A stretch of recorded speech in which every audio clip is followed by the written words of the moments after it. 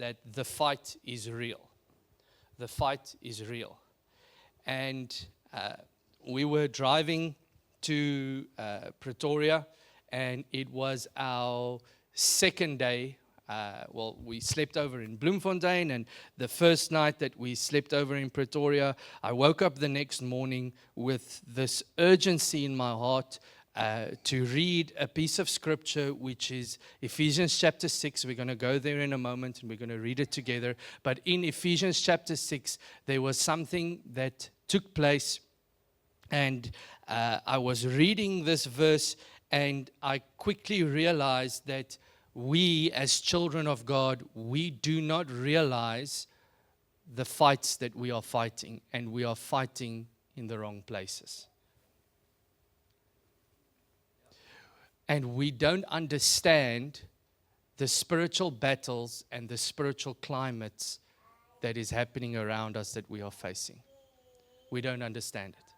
And because we struggle to understand the spiritual climate that we are in, and we struggle to understand the spiritual battles that we are fighting, we often neglect to fight in the right manner and in the right way, which leads us to fight with people. And I want to show you out of God's word today that our fight is not against people. Hello?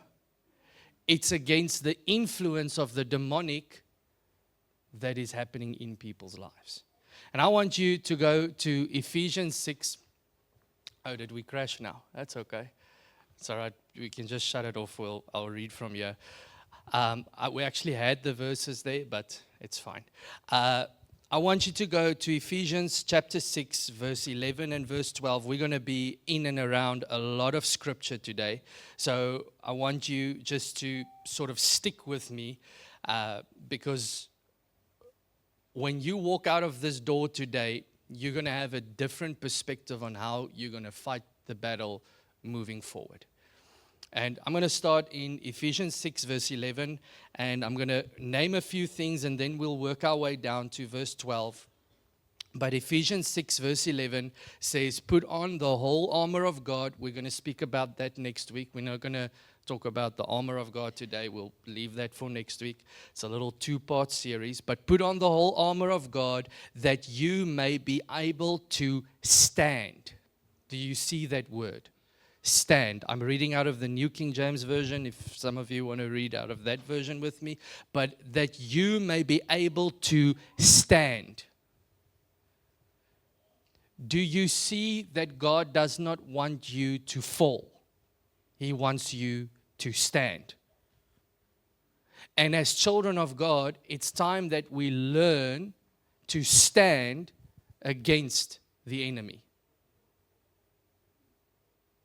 Why do I say this? So many children of God and Christians accept what the enemy is doing. I'm going to show it to you in a moment. There's trouble in your marriage. You accept what the enemy is doing.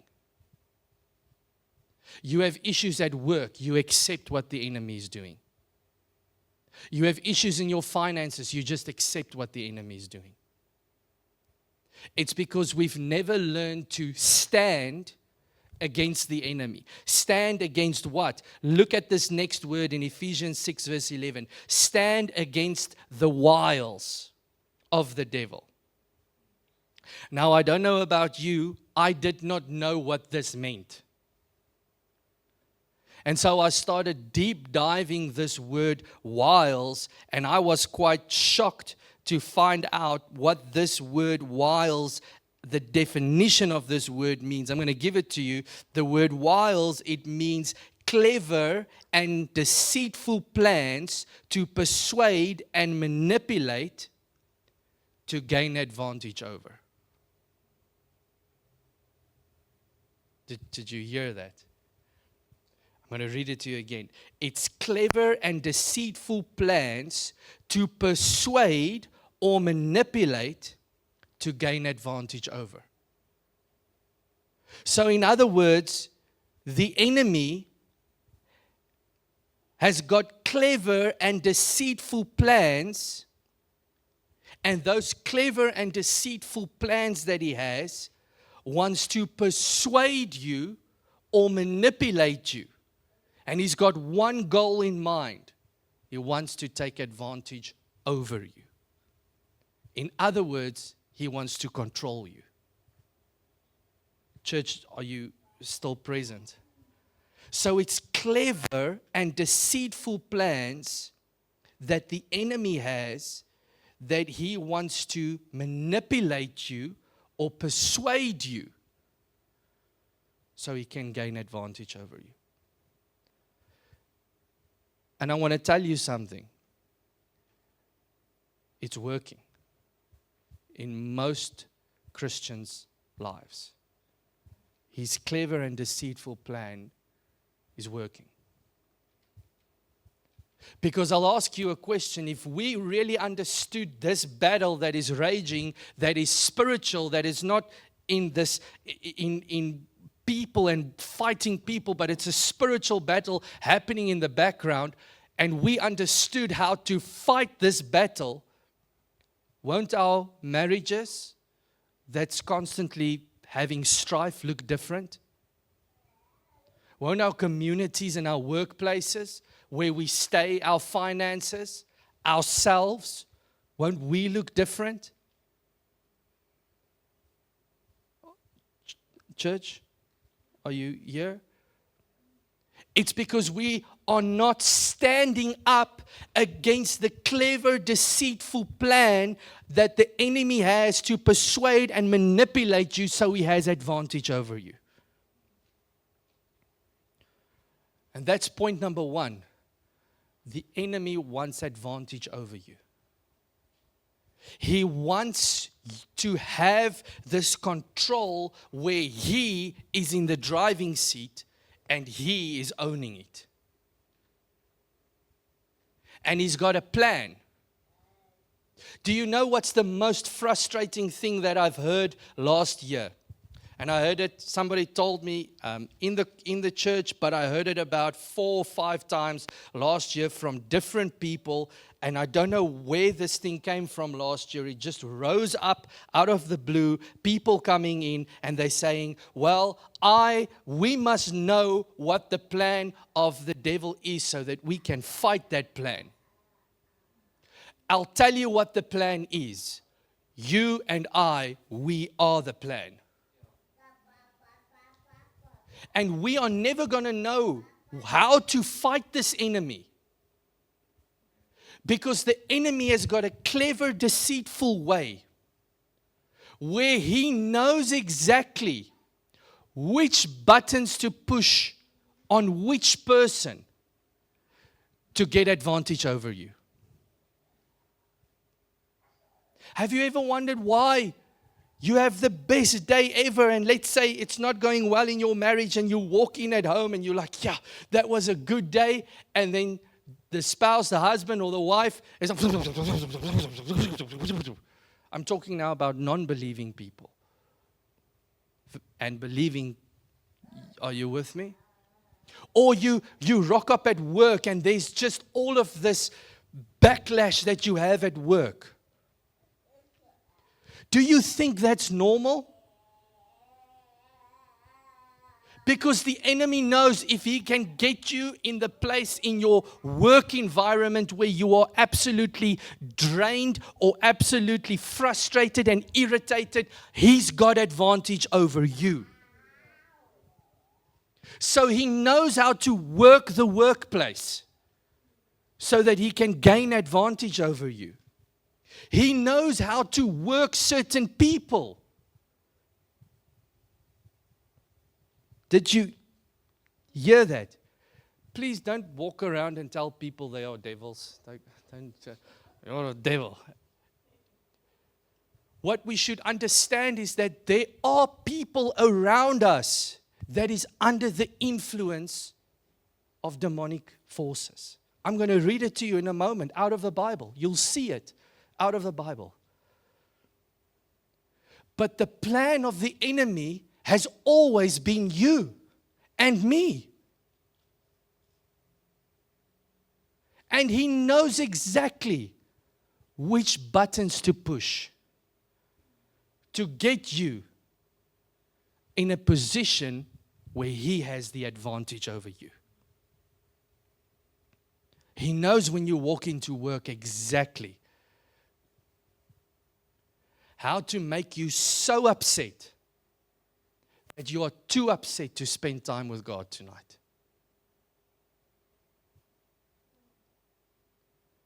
So his plan is this deceitful tactic. And you know what's crazy about this deceitful tactic? I've seen it over and over. I don't know if you've ever smoked something or you've bribed something on a Weber, right? I love doing that. Every year, Christmas, low and slow, right? Do you know that term in cooking, or is everybody just McDonald's in and out, right? Everybody's got takeaway. I love low and slow. So it's like 3-4 hours. You're just slowly cooking this meat. But that's the tactic of the enemy as well. Low and slow. You know what's so crazy? There's the same people who tell me, I need to know what the plan of the devil is too blind to recognize that they are or have been taken advantage of.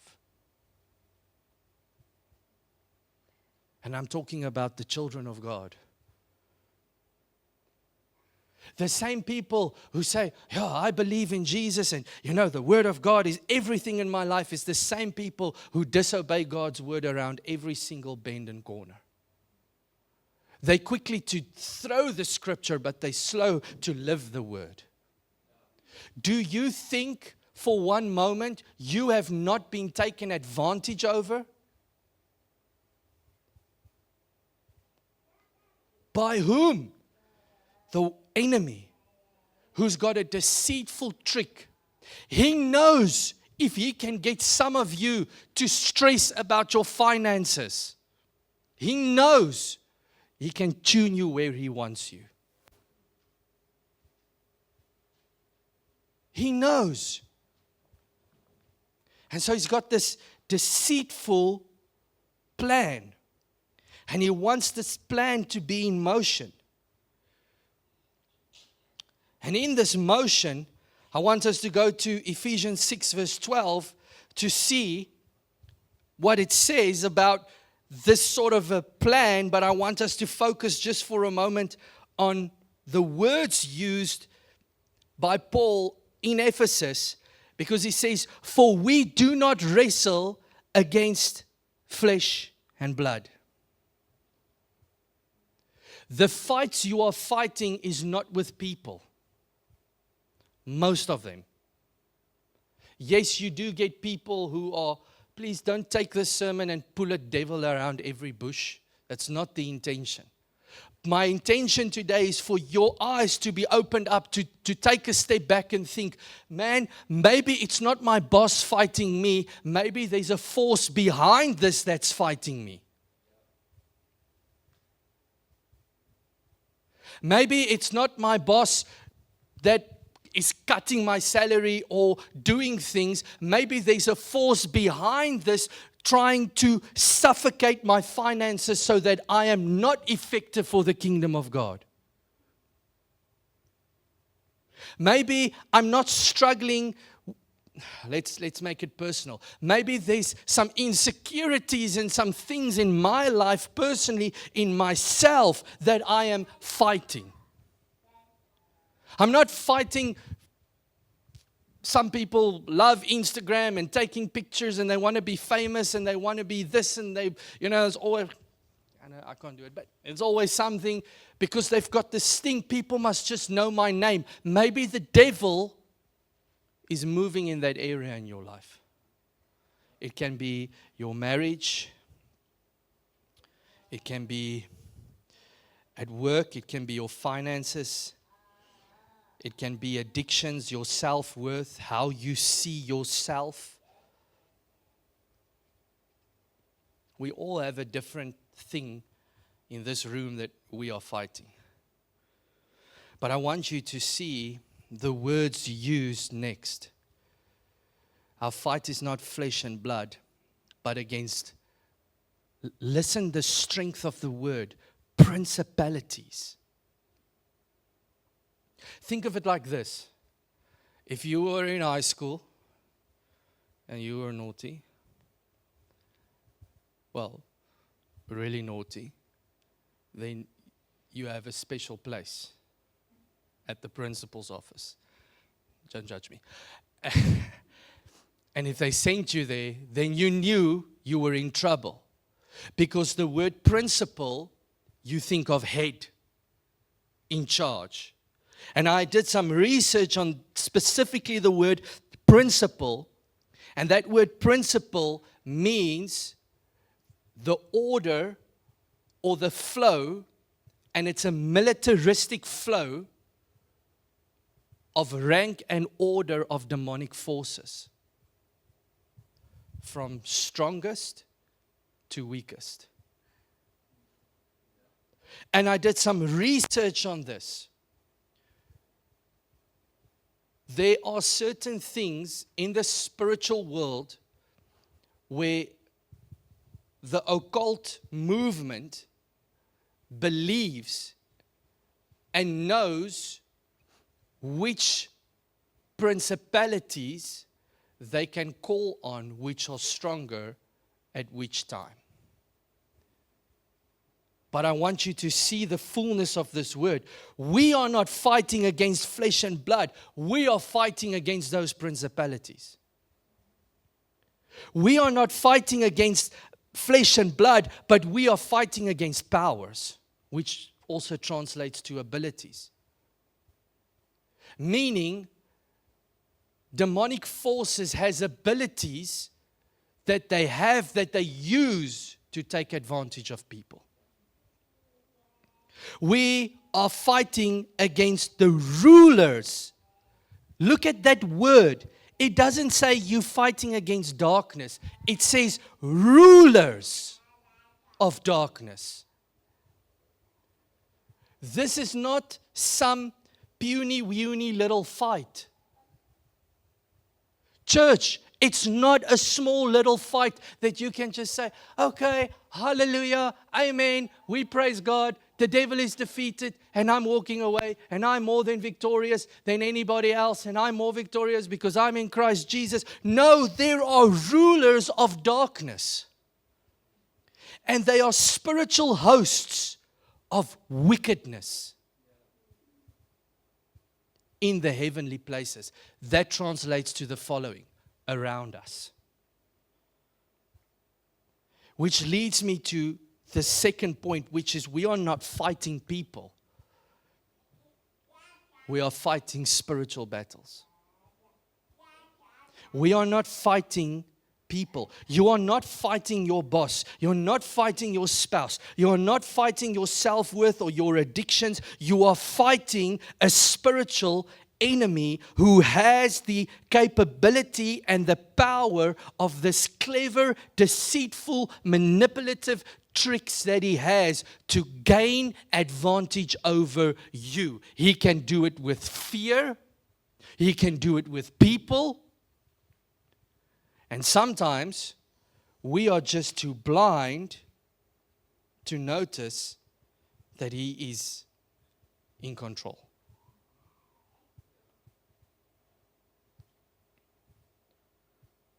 Sometimes we're too blind to notice that he's in control of our communities. I'm not talking about our small groups in church. I'm talking about the areas where we stay. Hello, church? I'm going to show that to you in a moment.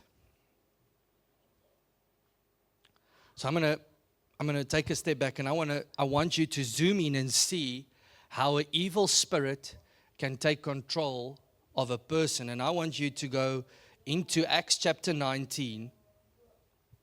And we are going to read Acts chapter 19 together and from verse 11. But while you go there, I sort of want to tell you something before we jump into this. But go to Acts 19:11. I need you to read this with me.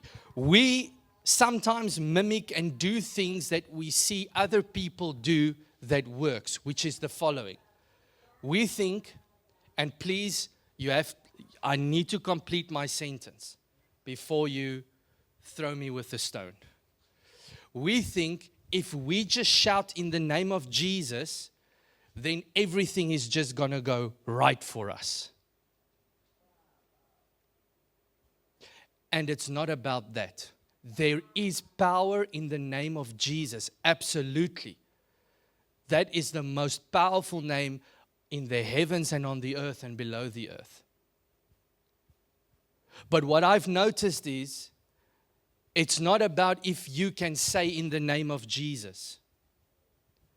It's about if you are submitted to what God is doing. Church, hear me. Do you know how many people will just shout, in the name of Jesus, in the name of Jesus, and then nothing happens?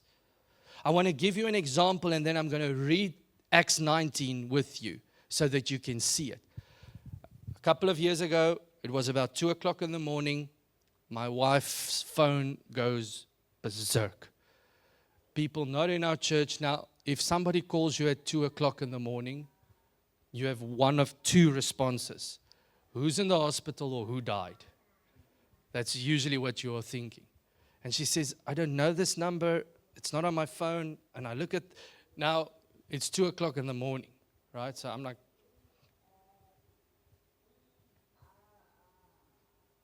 who's calling? No, I don't know. And she answers and she goes, is this the house where the pastor lives? And we're like, yeah. And this lady is just crying and crying and crying. And remember, I'm going to show you in a moment how a demonic force can take control out of the Bible. And this lady goes, my daughter is 16. We live in Strand. I've called all the pastors I can. Everybody's prayed for her. Nothing is happening. I've heard that there's things that happen when he prays. Can I talk to him? And I'm like, okay, let me just splash my face so I can just register what's happening. And you know when you are not awake, you think you splash with your hands. And I just opened the tap and I put my whole head under. And I thought, okay, let me wake up. And I went and I sat on our stoop and I said, okay, I'm here. What's going on? Who died? Who are you? I don't know. No, my name is so-and-so. And I've heard that, that there's things that happen in your congregation, and now there was people who've been set free from demonic things. Can you just please pray for my daughter? She's in there's this demon force that wakes her up, and then she walks out of the door, goes into traffic, and then tries to kill herself. And this lady is just praying for her, and the police is there. You can ask my wife. I spoke to the policeman over the phone. They tried to drag her into the house, but this little 15, 16-year-old girl overpowers 2 police officers, because that can happen. And eventually they got her into the house, and I hear the mother praying and going, in the name of Jesus, I rebuke you. In the name of Jesus, I rebuke you. In the name of Jesus, I rebuke you. And nothing happens. And I want you to understand this. It's not about the person. Please hear that. It's not about the person. And I tell him, okay, put the phone on speaker. And he puts the phone on speaker. And this girl is screaming at the top of her lungs. And all I said was, keep quiet. Quiet. And I told her, in the name of Jesus, I rebuke the spirit that is in you. And when I said that, I just heard, and the mother picked up the phone and said, she just passed out. She's just laying there. And somewhere along the line, she comes to her senses and poof, demon gone. Now I want you to know that it's not about the person. And I want us to read Acts 19 from verse 11 together. Are you there? You need to be there. Are you there? Look at this. Now God worked unusual miracles by the hands of Paul, so that even handkerchiefs or aprons were brought from his body to the sick, and the diseases left them, and the evil spirits went out. Verse 13. Then some people pitched up. Then some itinerant Jewish exorcists. These are the guys that are supposed to specialize, right, in chasing away devils and demons. They took it upon themselves. So what happened? They heard Paul is doing all these miracles and he's praying in the name of Jesus. Now look at this. They took it upon themselves to call the name of the Lord Jesus over those who had evil spirits, saying, we exorcise you by the Jesus whom Paul preaches. Basically, they came to the table and they said, in the name of Jesus. Now look what happens. Verse 14, you there? Also, there were 7 sons of Sceva, a Jewish chief priest, who did so. So there's a group of these guys. And they are, please pay attention to this. We've got 7, and then we've got some of these exorcists. So let's assume. We're going to assume. I don't have the exact number, but let's say there's 12 guys, just as an example. Also, there's Sceva, a Jew who did so. Verse 15. And the evil spirit answered and said, look at this. You need to see this. Jesus, I know. This is the evil spirit. Are you with me? This is the evil spirit. He says, Jesus, I know. And Paul, I know. Basically, he's saying, I know who to stay away from. I know Jesus, and I'm not going there. And I know Paul, and I'm not going there either. But who are you? The evil spirit didn't recognize anything from Christ. He didn't recognize any submission. He didn't recognize any holiness. He didn't recognize any anointing. He didn't recognize that these 13 people were even in the presence of God. He went, I know Jesus and I know Paul, but I don't know who you are. Look at what happens next. Then the man, uno, one. You see that, right? It's in your Bible. How many sons of Sceva was there? 7. Plus these Jewish exorcists. Let's say 12, 13. 13 of them standing around going in the name of Jesus, in the name of Jesus. And we've got uno. 1 guy with the evil spirit. And this evil spirit is speaking through him to these guys and going, I know Jesus. I know Paul. Who are you guys? I imagine the back of this evil spirit that has control over this person, the back of his head, he went, you guys are a joke.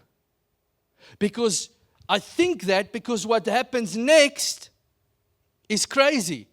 Then the man in whom the evil spirit was, uno, 13 verses 1, he should be a UFC fighter, overpowered them and prevailed against them. So they fled out of the house, look at this, naked and wounded. He stripped 13 of them of their clothes, overpowered them, beat them, wounded them, so much so that they ran away. When I read this verse, I realized it's not about who can shout the loudest, and it's not about who can say in the name of Jesus the best. But there is power in the name of Jesus. But there is no power if there is no submission. Did you hear me? There is no power if there is no submission. Church, is this a little bit of a wake-up call? There is no power if there is no submission. That is why one person will pray in the powerful name of Jesus, and it's a small little prayer that just goes, in the name of Jesus, I pray, and the demons run away. Why? Because there is submission. There is a heart after the heart of God. Because none of these people, look at the words that are phrased. They said, we know that these people are, this Paul, he just walks around and says, in the name of Jesus, in the name of Jesus. And people, there's things that come off his body and people take it and then they are healed. And the evil spirits run away. Well, guess what? If Paul can do it, we can do it. And the evil spirit goes, who are you? I can take all 13 of you.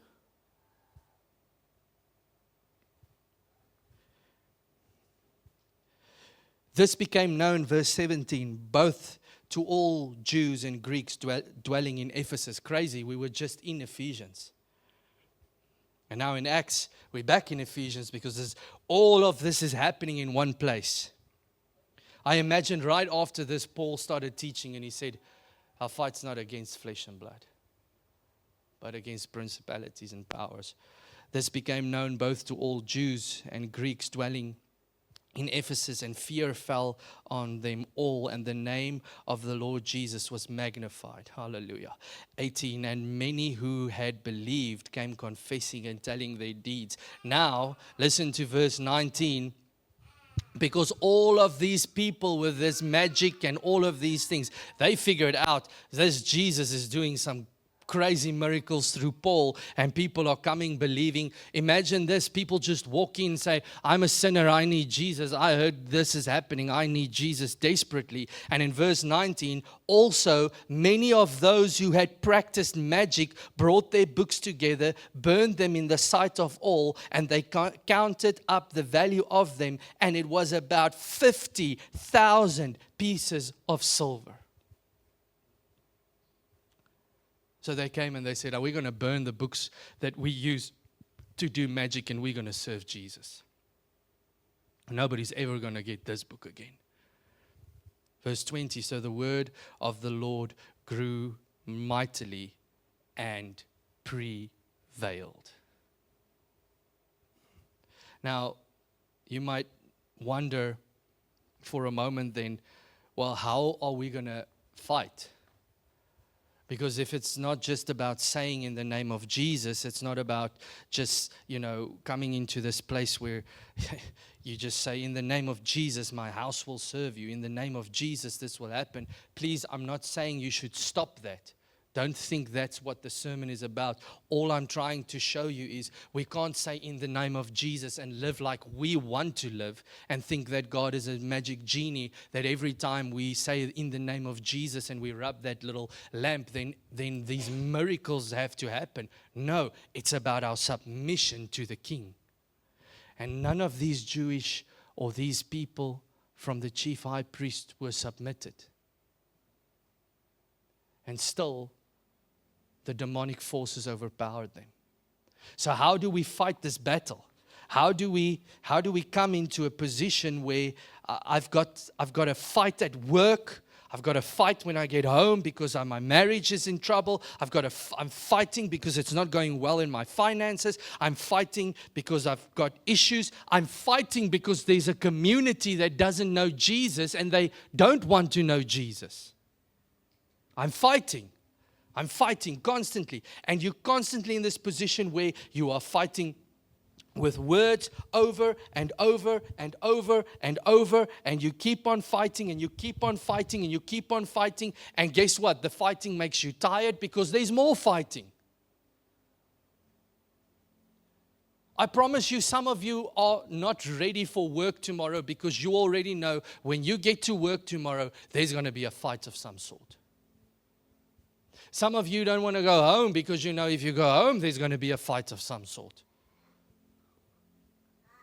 Some of us, it's the end of the month and we're thankful and praise God. And yes, we're going to tithe and we're going to do all of the things that we need to do because it's the end of the month. But I'm afraid I'm not going to make it.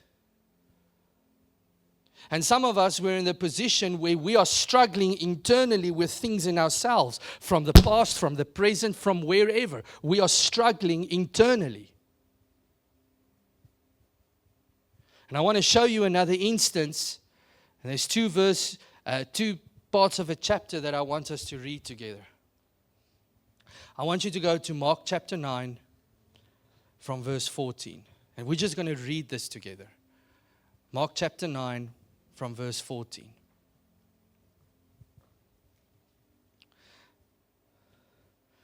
Mark chapter 9, verse 14.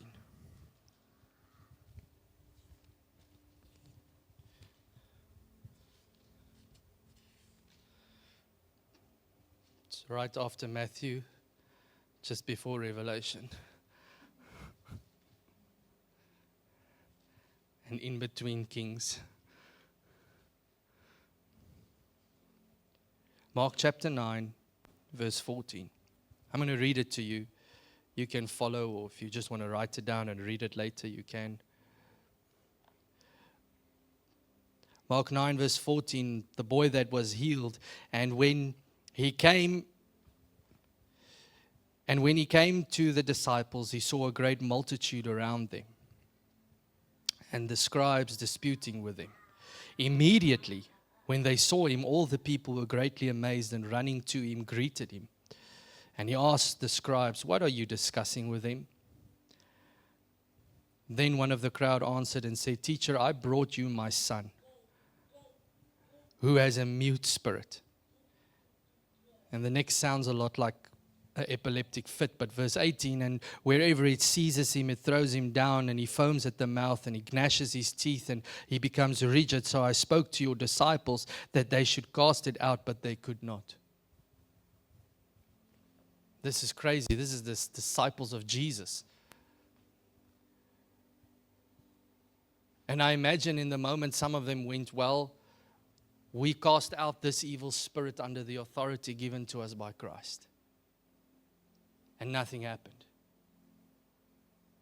So I wonder sometimes if when we are fighting our battles and we are praying in the name of Jesus so hard and we don't see things happen, if that doesn't also tire us out a lot more.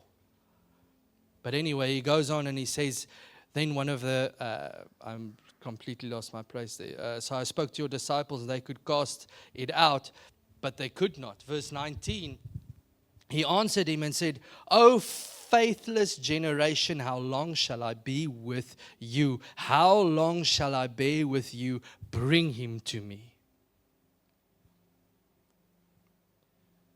This is very interesting because we pray and we fight and we say in the name of Jesus, but this verse got me thinking, instead of just trying to pray and say in the name of Jesus, do we actually go to Jesus?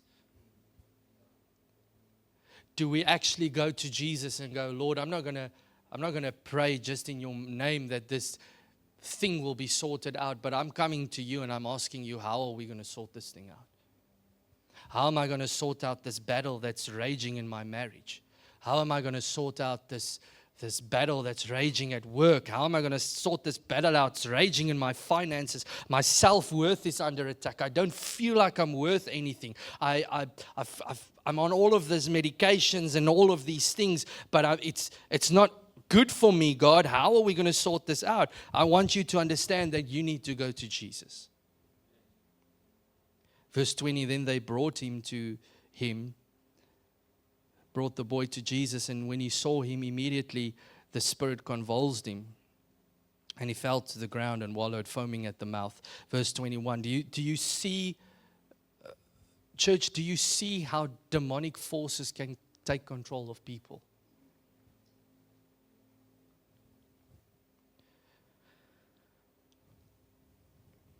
Wallowed, foaming at the mouth. Verse 21, so he asked his father, "How long has this been happening?" And he said, "From childhood." Verse 22, and often he has thrown him both into the fire and into the water to destroy him. This demonic force is trying to kill this boy. But if you can do anything, have compassion on us and help us. And verse 23, Jesus said to him, "If you can believe, all things are possible to him who believes." Verse 24, this is one of the most powerful verses. I don't have a lot of time to dig into it, but I want you to think of this. Immediately the father of the child cried out and said with tears, Lord, I do believe, but God, please help my unbelief. Help me where I struggle to believe. You see, sometimes we believe Jesus can do it, but it's all in what we say, not in our hearts. We say, oh, yeah, Jesus can do it. But I'll still run back to the same medication, the same problem, the same issue, the same marriage, the same workplace, the same financial struggles. I'll run back to all of this. And this guy comes and he says, Jesus, there is unbelief in me. Help me. Verse 25, when Jesus saw that the people came running together, he rebuked the unclean spirit, saying to a deaf and dumb spirit, I command you, come out of him and enter him no more. Then the spirit cried out, convulsed him greatly, and came out of him, and he became as one dead. So that many said, he is dead. Verse 27, but Jesus took him by the hand and lifted him, and he arose. Whew! Verse 28, and when he had come into the house, wow, his disciples asked him privately, why could we not cast it out? Do you see the question? Because that's our question. Why God is this demonic force not leaving the workplace? Why God is this demonic force not leaving my marriage? Why is it not leaving my finances? Why is it attacking my self-worth or attacking me on the inside? And I've got these struggles. Those were the four main things that God gave me. It's this workplace, it's the marriage, it's finances, and these internal struggles. And these disciples of Jesus come to him and they go, Jesus, we want to know, why couldn't we do it? This is what they asked. Why could we not defeat the wiles of the enemy? Why couldn't we do it? And he gives them an answer. Why could we not cast him out? Verse 29, Jesus said to them, this kind come out by nothing but prayer and fasting. Guess what that means? Submission unto God. So the fight that you have in your finances, you don't need more in the name of Jesus and all of these loud chants and all of these things. You need to get quiet and you need to get into a place where you start to pray and you start to fast. Because he says, you know what? How are you going to defeat the wiles of the enemy? It's time to start praying and fasting. It's time to start praying and fasting for your marriage. It's time to start praying and fasting. Guess what? Over your workplace. It's time to start praying and fasting over your finances. Because what does that do? Fasting denies the flesh. And this prayer and this fasting is a time where we come in and we say, God, we need you desperately. My spiritual life needs to soar because I can't stand on my own against the wiles of the enemy. He's got this deceitful, manipulative plan, and it's coming against me at work. It's coming against my finances. It's coming against all of my life and my self-worth. It's coming against all of the workplace. God, I need you. Therefore, this kind only comes out by prayer and fasting. So what do you need to do? If you want to defeat the wiles of the enemy, it's time to get into prayer and fasting. As a church, I want you just to go 2 chapters back to, or 3 chapters, 4 chapters back to Mark chapter 5. And I'm just going to read one verse there for you. I have to look for it. I'm not going to read everything. It's from verse 1 to verse 20, but I want to read one verse to you before we close. But before I read that verse, as a church this year, we are not going to do prayer and fasting at the beginning of the year and then not fast for the rest of the year. The Lord has spoken to me, and as a church together, we are going to start to fast together throughout the entire year. We're going to take days. It might be a 1-day fast here, might be a 3-day fast there, might be a 7-day fast somewhere else. But as a church, we're going to do prayer and fasting throughout the year. And what we are going to do, it's going to be available very soon, is we're going to have little prayer cards, because some of the Sundays we are going to write prayer cards for what is our prayer requests. It can be personal, and this is going to happen every time that we fast. And we're going to bring it. We're going to have a sort of an altar experience with the Lord, altar call experience. We're figuring it out. We'll get it. But we're going to have a box, and we're going to drop our prayer requests in there. Whether it's about your finances, whether it's about the workplace, whether it's about whatever. And as a church, you're not going to write your name. If you want to write your name on there, you can, but we're not going to write our names on there, because we're going to take certain Sundays, and as a church together, we're going to draw from that, and we're going to pray over each other's requests. Because as a community, we need to stand against the wiles of the enemy. And you know, it's crazy. Most of the congregations, we have a fast, and we've fallen into that. We have a fast in the beginning of the year, and it's great, and it's amazing, and it's the 21 days, and you walk out there, and you feel rejuvenated. Some of you worry more about what you can eat or drink and forget about the spiritual side. But you walk out there, and you go, yes, we can defeat the enemy. We're ready. We're going to do church. But the rest of the year, we neglect it. And Jesus says, well, guess what? Some of the wiles of the enemy that you are facing doesn't need more of you shouting and screaming. It needs you to fast and pray. But did you know that the enemy has control over our community? I'll prove it to you. I just need to find the verse very quickly. Here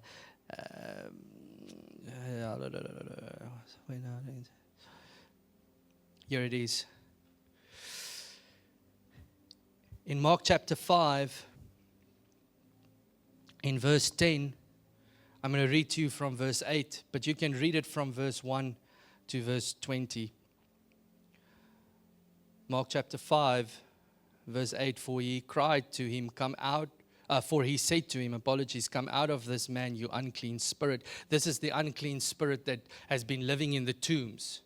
And people have been trying to bind this unclean spirit, or this man with this unclean spirit, this evil spirit. But he's so strong, he breaks the chains. So he's living in these mountains and these tombs, and he's cutting himself, and he's doing all of these crazy things. And Jesus pitches up, and he just comes and he bows, and he wants to worship Jesus, or he does worship Jesus. And Jesus says to me in verse 8, come out of this man, you unclean spirit. Jesus asked him, what is your name? Very interesting, this is the same word for principalities. And he answered him saying, Legion, because we are many. Now verse 10, here's the kicker. Also he begged him earnestly that he would not send him out of the country. Why would he do that? Because certain demonic forces have control over certain communities.